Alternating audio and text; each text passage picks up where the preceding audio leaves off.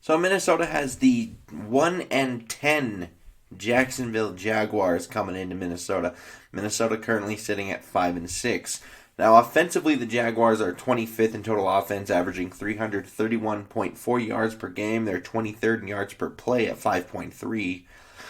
21st in passing yards at 230, 25th in sacks allowed at 30, and 23rd in sack percentage at 6.8%. They are 24th in rushing yards at 101.2 yards per game. However, 9th in yards per carry at 4.6.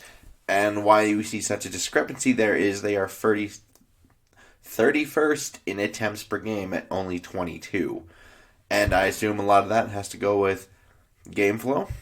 Because when you're 1-10, you're probably losing a lot, which means you're probably coming from behind. And overall, running the ball, probably a pretty good strength for them, especially considering you have Norwell and Linder in the middle of that line. Those two are good. They're 15th in third down percentage at 42.6%, 15th in red zone at 61.8%, 28th in points per game at 20.6, though. Defensively, not very good. 31st in total defense, 415.6 yards per game, 32nd in yards per play allowed at 6.4 yards per play, 29th in passing yards allowed at 279.5, 32nd in sack percentage at 2.8%, 28th in pressure percentage at 18.8%. Well, I guess you could say this for both teams. They're both missing Yannick Ngakoue. And they're 29th in rushing yards allowed at 136.2 yards per game, 20th in yards per carry at 4.5 yards a pop there. But they've been ran a lot on, so take with that what you will. 19th in third downs at 42.4%, 12th in red zone at 61%, and 30th in points per game at 29.5. Now, their injury report, quite long. You have Dakota Allen, linebacker, out with a hamstring. Ben Ellefson, tight end, out with a knee. Kamale Correa, pass rusher, he is out with a hamstring. You have Devon Hamilton, defensive tackle, out with a knee. And then you have Sidney Jones, the fourth, which I don't know if some of you may remember, second round draft pick of the Philadelphia Eagles at one point. He's out with an Achilles. Chris Conley, questionable with a hip. Jawan Taylor, starting right tackle, questionable with a knee. And Gerard Wilson, a safety, is questionable with a shoulder. Now, offensively, Minnesota, 7th in total offense right now at 387.1. 2nd in yards per play at 6.4. They are 17th in passing yards at 241.4 yards per game. 14th in sacks allowed at 21. 18th in sack percentage at 6.2. 6th in rushing yards at 145.7. 3rd in yards per carry at 5 yards a carry. 10th in attempts per game at 29.2. 12th in third down percentage at 43.6. First in red zone percentage at 77.8, and they're 12th in points per game at 26.5 points per game. Defensively, it's getting a little better, marginally. 24th in total defense right now, 382 yards a game allowed. 24th in yards per play at 5.8 yards. 25th in passing yards allowed at 261.3. 24th in sack percentage at 4.6. 25th in pressure percentage at 19.8%. 18th in rushing yards allowed at 120.7, 13th in yards per carry at 4.3, and 11th in attempts per game ran on them at 28.4 attempts. 6th in third down defense right now at 36.9%. They're 3rd in red zone defense at 51.3%, and 27th in points per game allowed at 27.7 points per game. Now, not nearly as long as Jacksonville's injury report, but two possibly pretty decently key players here. Irv Smith, he's out with a back injury. There's no longer a groin part of this aspect, but now he's out with a back. And then you have DJ Wanham out with an ankle and a back. So, yeah, we're down a pass rusher now, which is not ideal since there weren't many, pass rushes coming around anyway. Now, offensively, I really think they should be able to take advantage of what is a super weak defense for the most part. And where they're oddly kind of strong is both the red zone and third down. So that tells you you're still going to have to make your on-schedule plays. It's just because they're 1-10 and these numbers say they aren't good doesn't mean only check for the big play. And, that is what it is. Because it's roughly middle of the pack with that third down defense. So if you're third and long, they still have, the guys to get that done. It's not like they're completely useless out there. And with the red zone, you also kind of need to change that a little bit. They're not necessarily great, but they're certainly in that above average realm at 12 at 61%, which is pretty good. So obviously you have to combat that. I think Minnesota's red zone offense being ranked first certainly, helps that. But I don't think that's necessarily an easy challenge there.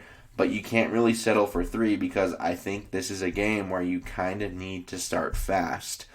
And I do think just in general, Thielen coming back, obviously a big boost to this offense. And I do want to see some more Alexander Mattison, maybe some more Mike Boone or some more Amir Abdullah, just to preserve Dalvin Cook a little bit. And you're also getting Ezra Cleveland back this week, so hopefully run blocking is a little better. I know Brett Jones, Pro Football Focus-wise, has been pretty good, but I think when it just comes to the run game, Ezra Cleveland is so much better. And I think that's going to, help quite a bit. Now, I do think he can't really have the turnovers this week, because I don't think you should let this team hang around, which is kind of why I'm saying you need to start fast. And defensively, I think you do need to sell out a bit for James Robinson. He's pretty good, as is that interior offensive line for the Jacksonville Jaguars, specifically Norwell and Linder. Those two are really, really good. This back, he's a rookie. I'm sure you're going to hear a lot about him when the game is on, but he's kind of come out of nowhere a little bit, and he's pretty good. So Minnesota's interior defensive line, not so much. And that has me worried a little bit, which is why I'm saying you probably need to start fast. They haven't protected the quarterback well, which, 30 sacks allowed and 6.8% of their passing, has gone into a sack. So obviously have not protected the quarterback well, whoever it may be, whether that be Glennon, Luton, or Minshew, who is benched. And Glennon doesn't really move. So I'm thinking, be a little bit more aggressive with your blitz packages, call them more often if you're Zimmer, and you're going to have to play some man coverage behind that. And you're going to have to trust these corners a little bit. And I know they're young and no one wants to do that, but I feel like at some point, you just have to. And I think this is a good game to certainly test that. And it's not that Chark and Chenault and Colin Johnson, who's come on as of late, and then also Chris Conley, who may or may not play in this game. He's questionable with a hip. But not that those aren't good weapons, because they can still hurt you. They certainly can hurt you. And it's just, I'm thinking, well, if you can pressure Mike Glennon, play some man coverage, I'm thinking you might get some erratic passes and all of a sudden you have chances for turnovers. And that's kind of what I'm hoping for there, because Mike Glennon's not going to move. And even if they don't have Chris Conley, I still think Chark, Chenault, and Colin Johnson are not a bad group of receivers to throw to. Chenault being super versatile. He's a bigger guy. You're going to see a lot of Cordero Patterson kind of in him, I think. And Colin Johnson, I think he had like a 50-yard touchdown pass last week where he ended up diving in the end zone, outrunning people. And then obviously I think a lot of people know about DJ Chark by now. And it's not that those aren't good weapons. I'm just kind of buying, send enough people. Hopefully you can get there. Because if you can sell it for the run, pressure him, I think you're kind of golden a bit. Now, I do think you need to get some turnovers this week, which is one reason why I'm thinking more aggressive style of defense. And just kind of force them to come back into the game. Because if they can run the ball, they're going to run the ball all over this defense. You cannot let them run the ball. And that's going to be a significant problem.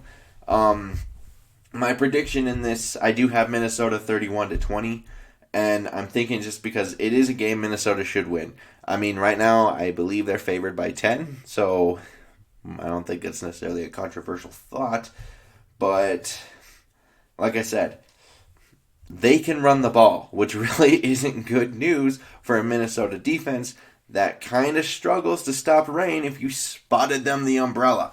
So, especially in the run game. The run game has been a problem because they just don't have the manpower to really play defense this year. And just if Minnesota can't make it a game that forces Jacksonville to kind of put it in Mike Glennon's hands, this game could definitely become a fight. And I don't think anybody on the Minnesota side really wants to see Minnesota struggling with a team that says 1-10 next to it. It's not really good news. I know Jacksonville has played pretty well as of late, but I think we all know how the perception of Minnesota goes in the media. It's like if you don't kind of do... It's almost like a college football thing sometimes. But it is what it is. And I'm thinking if you can put it into Mike Glennon's hands, you may have a chance to kind of blow him out a bit, depending on if you can actually get there with the pressure, because that's very boom or bust. But yeah, I'd like to know your guys' comments down below. And like and subscribing, super helpful. And until next time, I bid you all adieu.